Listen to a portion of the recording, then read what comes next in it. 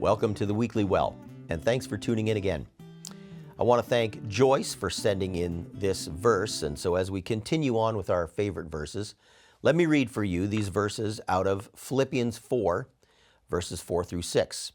It says this, "Always be full of joy in the Lord. I say it again, rejoice. Let everyone see that you are considerate in all you do. Remember, the Lord is coming soon. Don't worry about anything. Instead, pray about everything. Tell God what you need and thank Him for all He has done." Be full of joy in the Lord. What I want us to grab here is, and I think this is important, is that we don't confuse joy and happiness. They're not the same thing.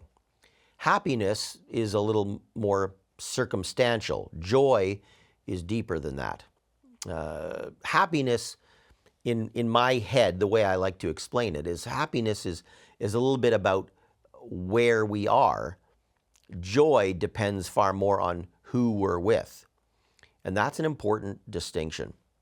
The difference between joy and happiness. We're called to be joyful. In other words, when we're with the Lord, when we're in relationship with the Lord, His joy can radiate through us, regardless of our circumstances or where we are. The next thing is it tells us to be considerate in all we do.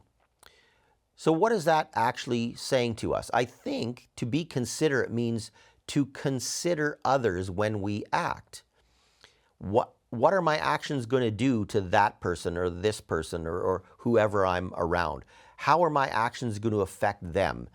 How are my actions and the things that I do, my lack of consideration or being considerate, how will that affect my witness for Jesus Christ around those people? It's an important thing to recognize. And then when it says here at the end, don't worry about anything. Oh my, that's easier said than done. I understand. Don't worry about anything. But it says pray to God about everything. Like I said, I have said this before, God has gone through life on this earth as we have. He's been tempted in the same way that we have and experienced the same emotions and all of that we have. And so when we pray to Him, it's not like He's some far off, up in heaven, singing around in the clouds God who doesn't understand where we are. He understands fully.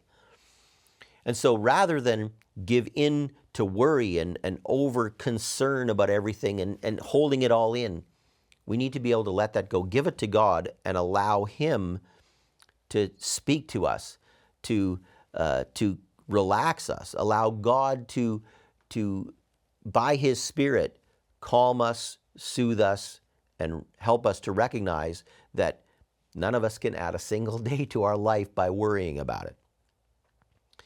I understand that we have things that concern us and things that cause us trouble. That's true. God gets that too. At the same time, we need to bring God into that time, into those confusing, troubling, concerning times along with us so that we're not standing there all alone. May God help us to do that.